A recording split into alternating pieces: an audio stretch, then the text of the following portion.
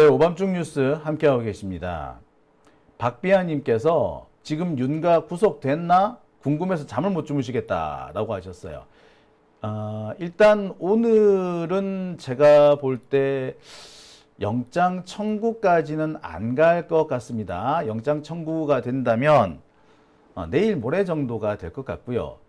개인적으로 제가 전망하기로는 오늘이 아니라 한 번 더 소환한 뒤에 영장 청구가 되지 않겠는가 뭐 이렇게 생각이 돼요. 아무튼 오늘이 지나면은 윤석열 사건 처리 방향, 사법 처리 방향이 어느 정도 좀 드러나지 않을까 생각을 해봅니다. 서DY님께서 오늘 중으로 구속영장 치기를 기원합니다 라고 하셨어요. 아까 제가 방송 들어오기 전에 윤석열이 어떻게 됐는지 지금 아직 그 특별한 촉보가 뜨고 있지 않다라고 말씀을 드렸죠. 아직까지도 윤석열이 조서 열람을 계속하고 있답니다. 아직까지 집에 갔다라는 얘기는 없어요. 오늘 뭐 시간 한참 끌었네. 자, 이것도 사실 작전 중에 하나인 것 같습니다. 윤석열 조서 작성은 오늘 오후 6시 반 정도에 끝이 났다고 하잖아요. 그런데 지금 시각이 11시 20분이니까 5시간 정도 계속 조서 열람이 이어지고 있습니다. 5시간씩이나 조서 열람을 한다? 조금 이례적이에요. 상당히 긴 시간입니다. 어떻게 보자면 윤석열은 자신이 탄압받고 있다 뭐 이런 식의 주장을 하기 위해서 일부러 좀 시간을 끈다 싶기도 하네요. 저녁도 안 먹고 지금 계속 한다네요.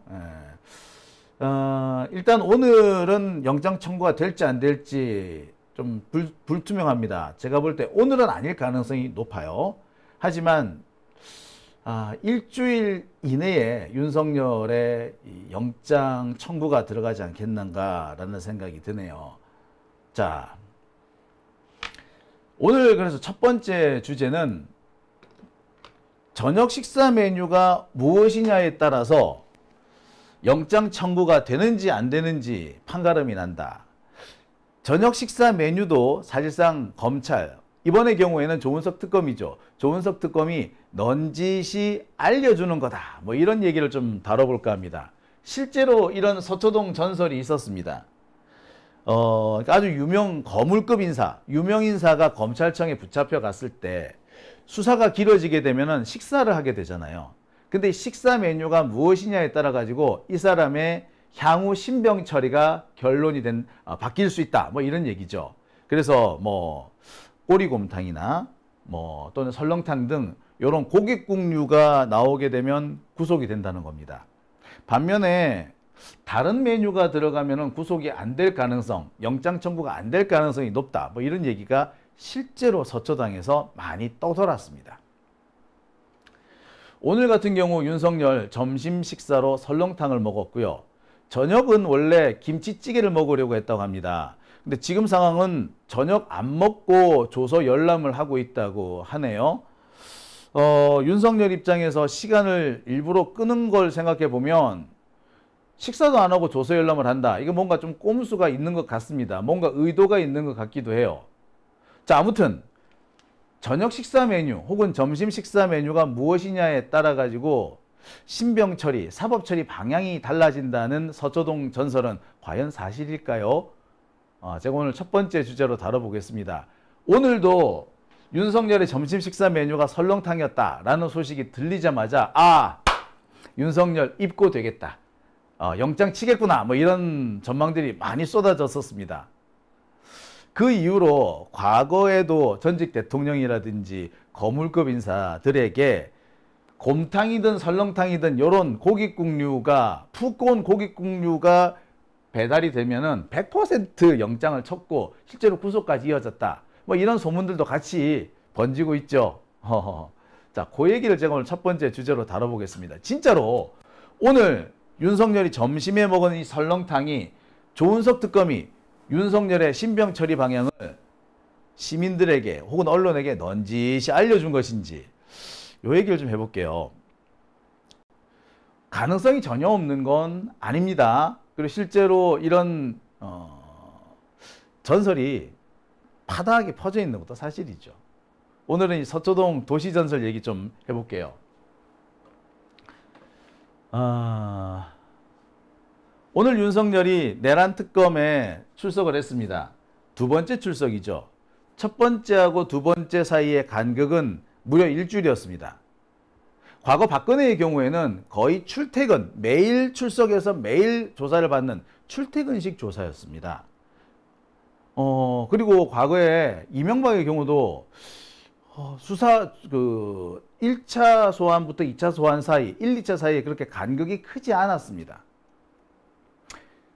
그런데 윤석열의 경우는 1차와 2차 사이에 간격이 일주일씩이나 됐다는 점에서 많은 사람들이 의아해했어요.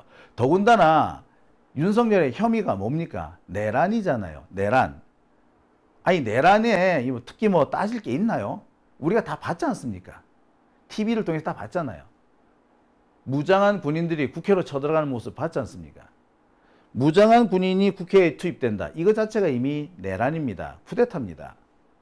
그런데 이런 윤석열의 소환조사가 일주일씩이나 시간을 끌 정도다?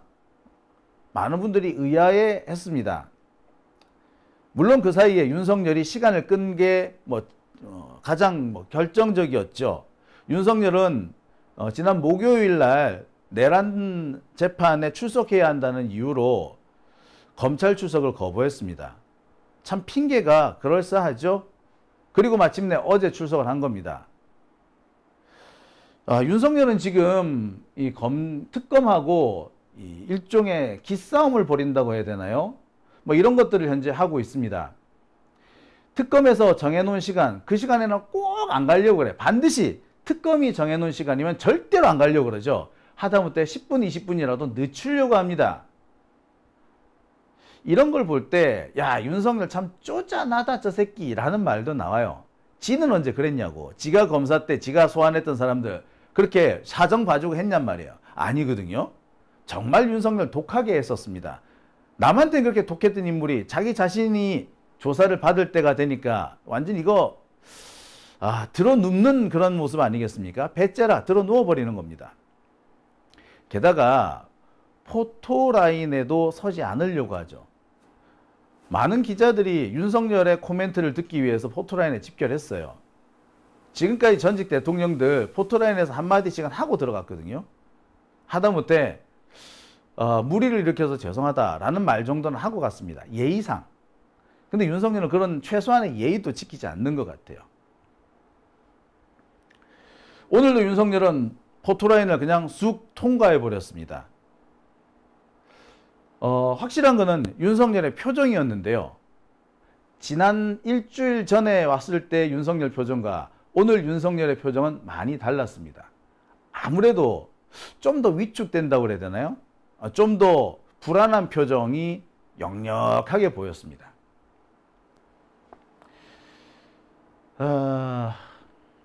오늘 윤석열에 대한 조사는 크게 두 단계로 이루어진 걸로 보입니다. 오전과 오후로 나눠졌는데 오전 조사는 체포영장 저지 사건 이것부터 시작합니다.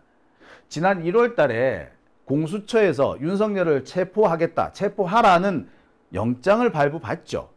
그 영장을 집행하러 갔습니다. 근데 윤석열 영장 집행을 막았습니다. 경호실 요원들을 총동원했던 거죠. 자칫 잘못했다가는 불상사가 날 우려조차도 있었습니다. 실제로 그날 윤석열이 있었던 그 한남동 관저 주변에는 민주진보진영 시위대와 이 이직 내란 역적들의 시위대가 정면 충돌할 뻔한 상황이 꽤 여러 번 있었습니다. 우리 기억하시죠? 우리 1월 달 거의 한 달 내내 이 한남동에서 살지 않았습니까? 농민들은 지방에서 트랙터로 서울까지 오면서 윤석열을 반드시 잡아 넣으라고 이렇게 했었어요. 근데 그 과정에서 윤석열 경호원들을 동원해가지고 체포 저지를 합니다. 윤석열의 지시가 있었기 때문에 가능한 거겠죠. 하지만 말입니다. 체포영장이 발부되었는데 공권력을 사유화해서 체포영장 집행을 막는 것은 명백한 불법입니다. 그걸 어떤 걸 갖다 붙여도 좋아요. 하여튼 불법이에요. 이 체포영장 저지 부분은 1차 때도 조사를 했었습니다. 근데 윤석열이가 조사를 거부해버려요. 조서의 서명을 거부합니다. 그래서 1차 조사 때 이 조서는 남아있지 않고요. 현실적으로 쓸모도 없게 돼버렸어요. 윤석열이 1차 조사 때 서명을 거부한 것은 당시 이 조서를 받은 사람이 경찰이다. 검사가 아니라 경찰이다는 이유로 그 조서를 거부한 겁니다. 참 희한하죠? 아니, 피의자 주제에 조사를 맡은 조사관을 고르는 것도 아니고, 뭐 조사관 쇼핑이야? 윤석열이 지 말 맞다나? 한동훈이 말 맞다나? 뭐 조사하는 사람들을 뭐 쇼핑하는 것도 아니고 왜 지멋대로 누구로 바꿔달라, 경찰은 안 된다, 이렇게 어거지를 쓴지 모르겠습니다. 과연 보통의 시민들이 그럴 수 있었을까요? 자, 아무튼 오늘 첫 번째 조사는 체포영장 부분이었고요. 두 번째 조사는 오후에서 시작되는데 국무회의 소집 부분에 대해서 집중이 됐습니다. 그러니까 윤석열이가 내란 그 계엄령을 선포하는 과정에서 국무위원들을 전부 소집한 게 아니라 딱 11명 필요한 인원만 딱 소집을 하죠. 실제 국무위원의 절반 정도만 소집을 한 겁니다.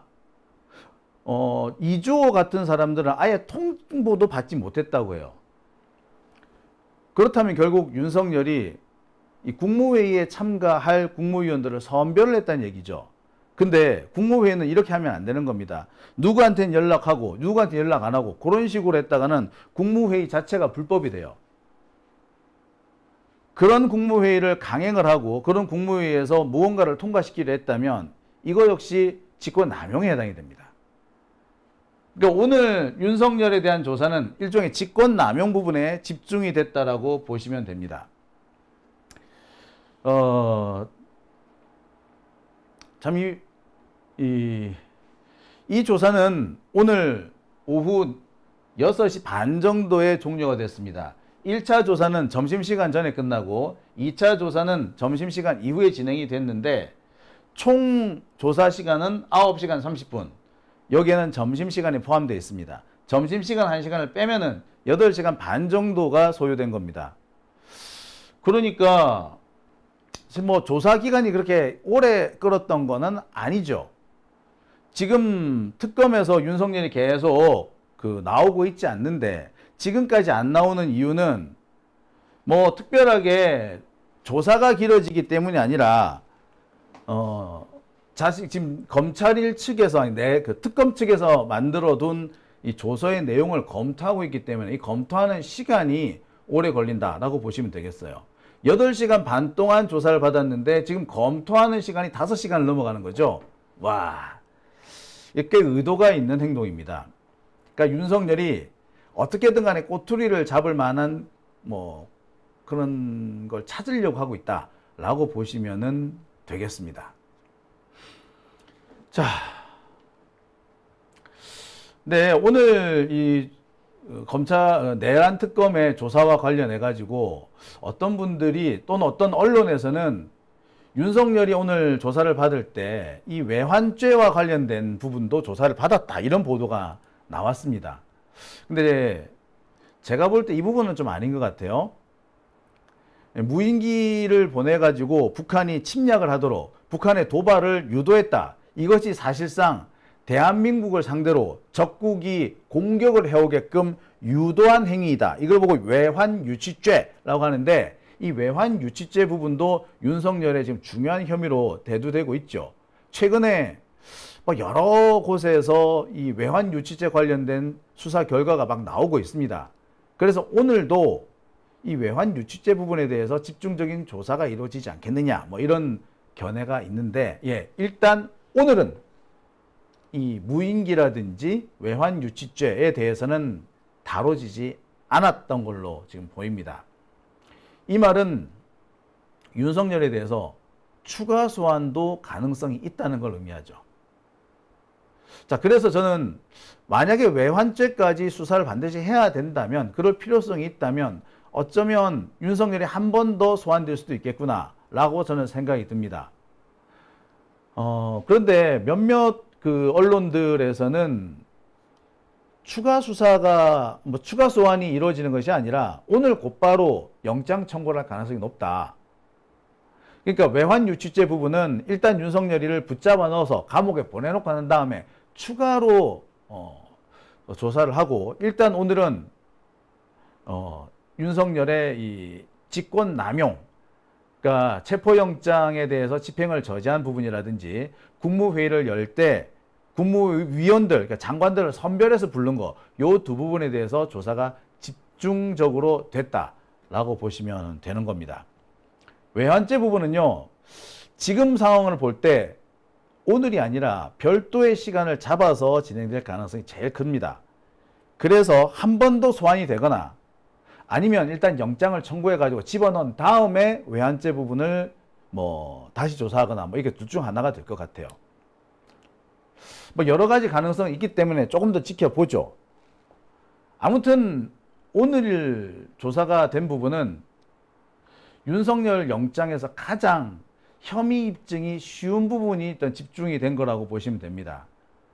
오늘 그래서 무인기라든지 이 외환유치죄를 특검에서 조사하지 않은 것들에 대해서 많은 분들이 좀 서운해하세요.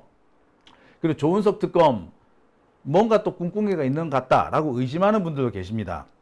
근데 제가 볼 때 이거는 일종의 선택지였다라고 생각이 듭니다.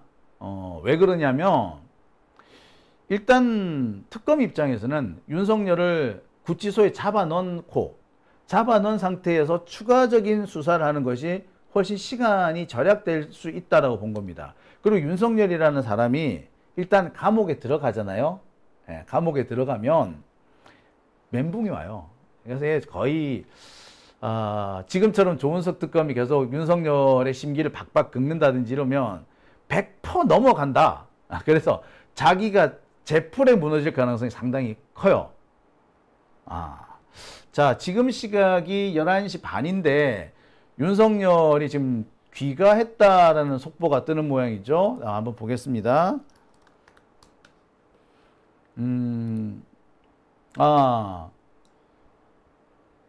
윤석열이 귀가를 했나요? 보겠습니다.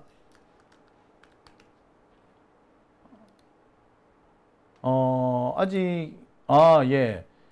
11시 반에 종료가 되고 귀가를 했다라고 나옵니다. 와. 그러니까 6시 반에 조사가 끝났는데 5시간 동안 조서 열람을 했다는 거죠. 와. 실제 조사 시간이 8시간 반이었는데 조서를 확인하는 시간이 5시간이 넘었다. 와, 윤석열 이거 일부러 참, 예, 다분히 의도가 있어 보입니다. 자, 남은 거는 이제 윤석열에 대한 영장을 언제 치느냐입니다. 오늘 일단 조사가 끝났으니 곧바로 영장을 칠 것인지, 그러니까 늦어도 내일 모레쯤 영장을 칠 것인지, 아니면 한 번 더 소환을 하고 영장을 칠 것인지, 이 부분입니다. 곧바로 영장을 친다면 지금 이미 확실하게 드러나 있는 혐의, 그러니까 체포영장 집행방해, 그리고 국무위원들 계엄 선포할 무렵에 계엄 선포 국무회의를 열면서 그 국무위원들 장관들을 제때 불러 올렸다라는 거, 선별해서 불러 올렸다는 거, 요 두 부분에 대해서 집중적으로 영장이 청구가 되지 않겠나라는 생각이 듭니다. 귀가는 아직 안 했대요? 귀가는 안 하고 이제 곧 나오겠군요. 야, 곧바로 영장 청구가 된다면은 뭐 아까 말씀드렸듯이 이 체포영장 집행 방해 이 부분을 중점으로 해가지고 아마 영장이 청구가 될 거고요. 오늘 청구를 안 한다면 한 번 더 윤석열을 소환한 다음에 뭐 청구될 가능성이 있습니다. 뭐 글쎄요. 뭐 어떤 쪽을 선택할지는 뭐 조은석 특검의 판단인 것 같습니다. 만약에 이 외환죄 부분에 대해서 지금 뭐 조사를 하는 것보다 조금 더 조사가 끝난 다음에 영장을 청구한다라고 한다면 일단 오늘 곧바로 영장이 뭐 있을 가능성이 있네요. 야. 박영범님께서 성렬이가 다음 주 중에 서울구치소 복귀하겠네요. 아직 안 나왔다라고 하셨습니다. 예, 아직 나오진 않았던 모양이군요. 시간을 왜 이렇게 끄는지 몰라? 예. 근데 어떻게 됐던 간에 윤석열의 영장 청구는 이제 기정사실로 보입니다. 내란 우두머리 혐의로는 영장 청구가 어려워요. 이거는 이미 기소가 돼 있기 때문에 이 사건을 담당하고 있는 재판부에서, 그러니까 지기현이가 영장을 발부해 줘야 되는데 현실적으로 지기현이가 윤석열에 대해서 영장 청구를 할 가능성은 없죠. 오늘은 국무회의에서의 직권남용, 그 다음에 체포저지 과정에서의 직권남용과 공무집행 방해, 이 부분에 대해서 집중적으로 조사가 이루어졌고 영장을 청구한다면 이 부분에 대한 영장이 나오지 않겠나 싶습니다. 이미 체포저지와 관련해 가지고는 불법성이 만천하에 드러나 있는 상태잖아요. 그러니까 일단 내란 특검 입장에서는 혐의가 확실한 것부터 먼저 영장을 청구하고 추가적으로 좀 조사가 필요한 거는 나중에 영장을 치는 이런 방향을 아마 채택하지 않았을까, 뭐 그런 생각도 들고요. 또 좀 신중하게 한다면 한 번 더 소환한 다음에 영장을 청구할 가능성도 있어 보입니다. 김스님께서 꼭 지기현인가? 예, 우리는 지기현한테 안 맡기고 싶죠. 그래서 법이 그래요. 기소가 됐잖아요. 기소가 된 혐의에 대해서는 영장 발부 권한이 어디에 있느냐? 담당 판사한테 있습니다. 사건을 담당한 판사. 대부분의 경우는 영장 전담 판사가 따로 있어서 영장 전담 판사가 발부 여부를 결정하지만 일단 기소가 되면은 그 사건의 담당 재판부가 하게 돼 있어요. 그러니까 내란 사건은 지기현이가 담당을 하니까 그렇게 될 수밖에 없습니다. 오늘 만약에 영장 청구가 된다면 체포 저지 이 부분에 대해서 아마 영장 청구가 되는 걸 겁니다. 공무집행방해나 직권남용 뭐 이렇게 보시면 될 것 같아요. 아까도 말씀드렸습니다만 체포 저지 이 부분이 불법이라는 거 이건 모르는 사람이 없습니다. 지난 1월 달에 공수처에서 윤석열에 대해서 내란 혐의로 그 체포영장을 청구를 해서 발부받죠. 서울 서부지법에서 영장을 발부했습니다. 이것 때문에 아주 뭐 서부지법이 박살나고 막 그랬죠. 아무튼 그 체포영장이 발부가 됐는데 이 공수처 이 직원들이 체포영장을 집행하러 가니까 윤석열이가 어떻게 합니까? 경호원들을 동원해 가지고 이 영장 집행을 저지하죠. 자, 바로 이 부분이 공무집행 방해에 해당이 되고요. 또 정상적으로 발부된 법관이 정상적으로 발부한 영장을 일부러 체포를 저지하라. 그래서 영장의 집행을 막는 거는 이거는 직권남용이기도 합니다. 그 어떤 사람도 판사가 발부한 영장의 집행을 막으라는 그런 지시를 내릴 권한은 없어요. 그렇기 때문에 직권남용도 되는 겁니다. 이건 너무나도 명백하죠. 이미 실제로 이 체포영장 집행 방해는 일어났죠. 그것도 경호원들이 동원이 됐습니다. 그렇다면 누군가가 시켰겠죠. 경호원들한테 누가 시켰겠어요? 경호원들에 대한 지시 임명권 요거는 사실상 대통령이 있다고 봐야죠. 그리고 윤석열이 실제로 그 체포 저지가 어떻게 진행되고 있는지 병력 배치 어떻게 되는지 막 점검하러 다니고 그러지 않았습니까? 그러니까 체포 저지가 적어도 윤석열의 묵인하에 이루어졌다는 건 분명하죠. 이거는 영장을 피할 수가 없어요. 따라서 윤석열에 대한 영장 청구는 이제 기정사실이라고 보시면 됩니다. 누가 발부가 되느냐 안 되냐는 좀 뒤로 좀 나중에 생각해 봐야 되겠지만 일단 영장 청구는 너무나도 확실해요. 영장이 발부될 가능성도 매우 높죠. 자, 이와 관련해 가지고 지금 서초동에 떠도는 얘기가 바로 소위 말하는 이 메뉴와 관련된 겁니다. 곰탕이나 설렁탕 이런 것들이 이 메뉴로 오르게 되면은 영장 청구를 한다. 영장 청구 시그널이다. 이런 얘기들이 있어요. 역대 뭐 거물급 인사들에 대해서 소환 조사가 있었을 때 곰탕과 설렁탕이 가장 많은 메뉴로 등장했고 그 경우는 여지없이 구속영장 청구로 이어지더라. 뭐 나는 얘기입니다. 틀린 말은 아니지만 그렇다고 맞는 말이라고 보기도 어려워요. 곰탕하고 설렁탕을 먹은 뒤에 영장이 청구된 사례 물론 많습니다. 하지만 영장 청구 안 된 사례도 많아요. 그럼에도 불구하고 왜 곰탕이나 설렁탕 이런 것들을 점심 메뉴 혹은 저녁 메뉴로 시키게 되면 영장 청구 시그널이다 라는 얘기가 나오느냐. 이거는 솔직히 말하자면 지금 윤석열의 상태가 영장 청구될 가능성이 높기 때문에 그래요. 아까도 말씀드렸습니다만 오늘 조사한 내용들은 윤석열의 혐의 가운데서 가장 불법성이 뚜렷합니다. 더 조사를 하고 말 것도 없어요. 게다가 경호처 직원들이 최근에 윤석열에 대해서 대단히 불리한 증언들을 잇따라 내놓고 있다고 하거든요. 혐의 입증은 거의 끝났다고 봐도 됩니다. 그러니까 어떻게 되든 일단 구속영장이 청구되는 거는 기정사실인 거죠. 그러니까 곰탕과 설렁탕 얘기가 나왔을 때 야, 영장 치나보다 뭐 이렇게 얘기가 나온 겁니다. 직접적인 연관은 없어요. 윤석열이 오늘 저녁 식사로 원래는 김치찌개를 먹으려고 했는데 김치찌개 안 먹고 그냥 계속 지금 조서 열람을 하고 있다고 그러잖아요. 그러니까 지금 윤석열이 지금 저녁을 굶은 채로 지금 조서 열람을 하고 있습니다. 야, 윤석열이가 저녁을 안 먹는다니 와 놀랍네. 얘 다이어트 들어가나? 저녁 안 먹어야지. 뭐 다이어트 할 때 가장 먼저 하는 것이 저녁 안 먹는 거잖아요. 그래서 진짜 예 다이어트 하나 이런 생각도 들었습니다. 그런데 실은 시그널은 여기에 있어요. 메뉴가 곰탕이냐 설렁탕이냐 김치찌개냐가 중요한 게 아니고 저녁 식사까지 배달이 들어가면은요 100% 영장 청구가 이루어집니다.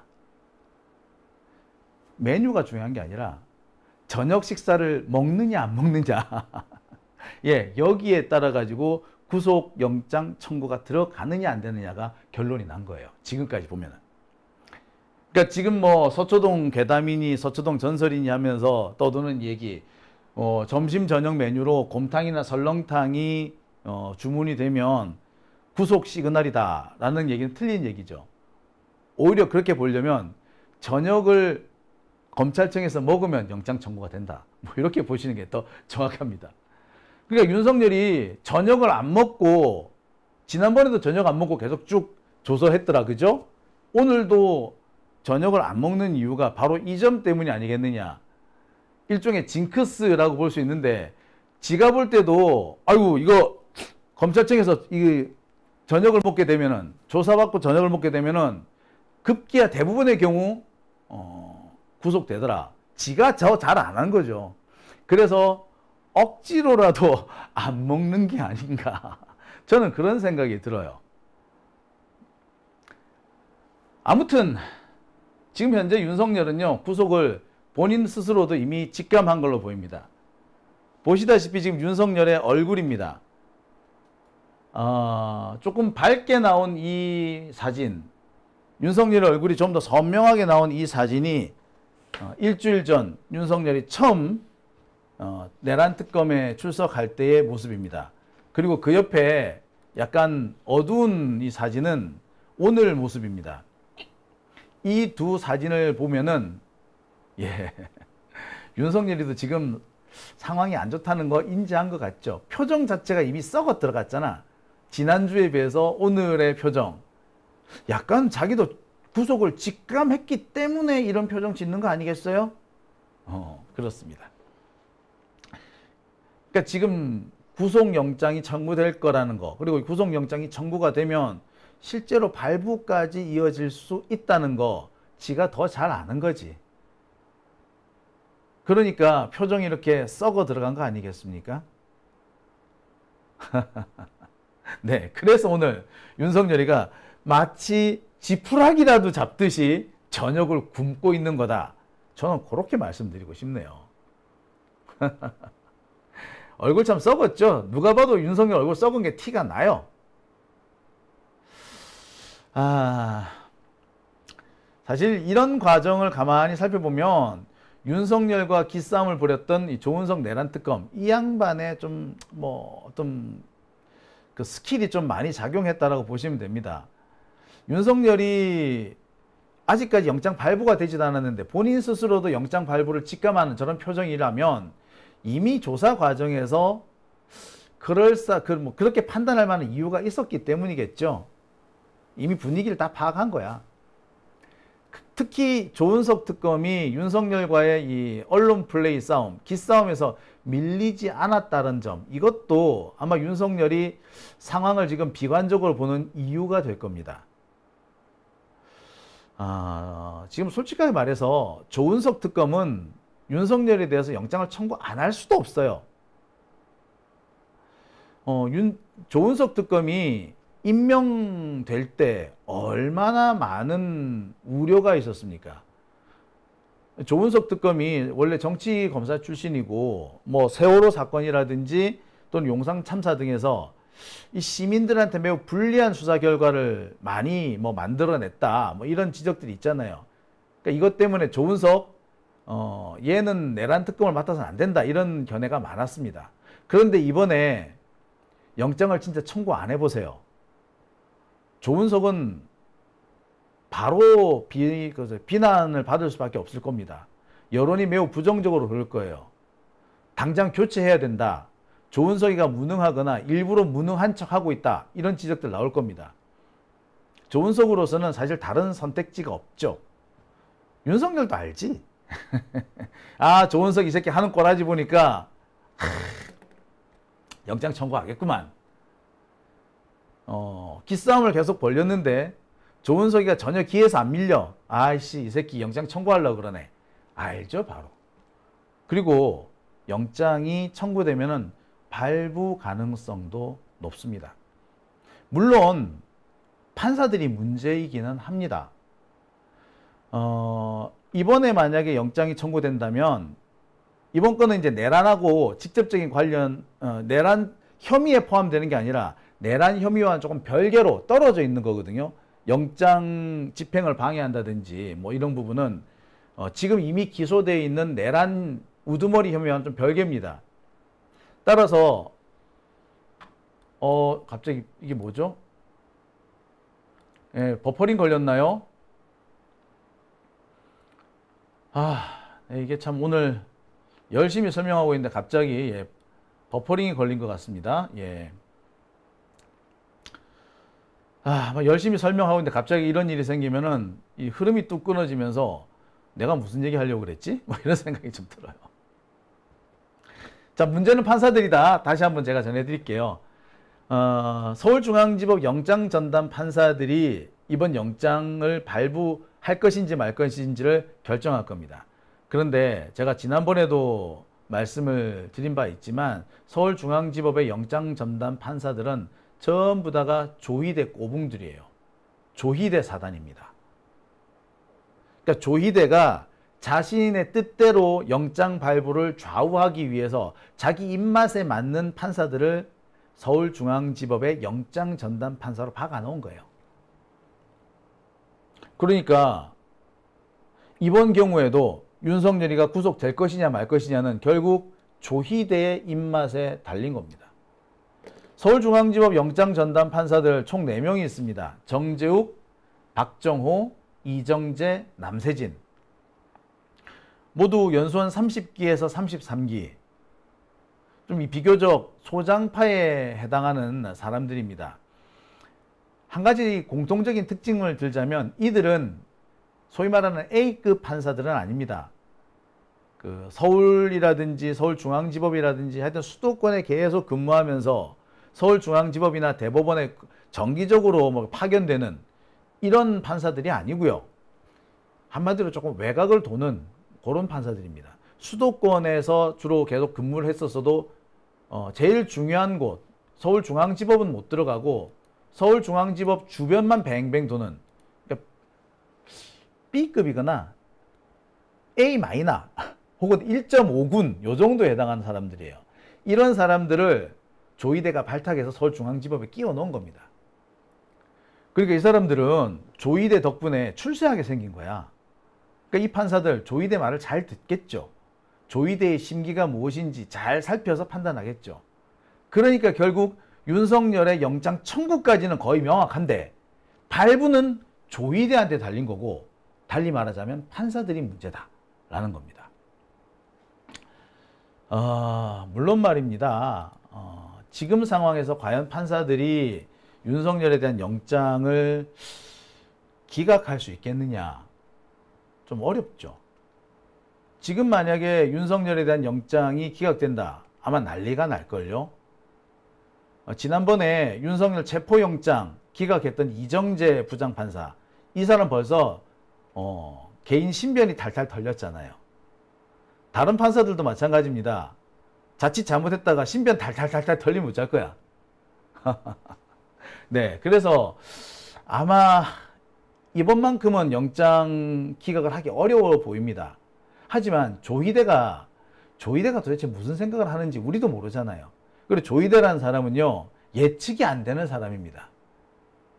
아무리 좀 이상한 판사들이라고 해도, 아무리 적폐 판사라고 해도 크게 예측 범위를 벗어나지는 않는데, 특히 판사들의 경우는 예측 범위를 잘 안 벗어나는데 조희대는 예측 범위를 잘 벗어나는 사람입니다. 그래서 윤석열에 대한 영장이 발부될지 말지는 아직도 사실은 좀 모르겠어요. 여전히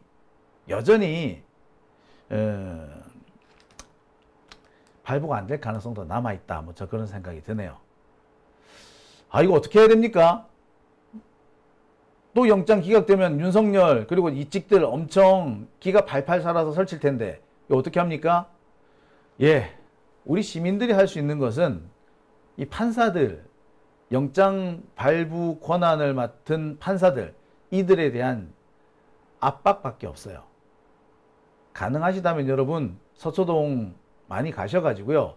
지금도 거의 여기서 집회가 열리고 있거든요. 매일 소규모 집회가 열리고 있고, 또 대규모 집회도 열리니까 이런 집회에 많이 참석해 주시기 바랍니다. 오밤중 뉴스 함께하고 계신 지금 시각 11시 55분 지나고 있습니다.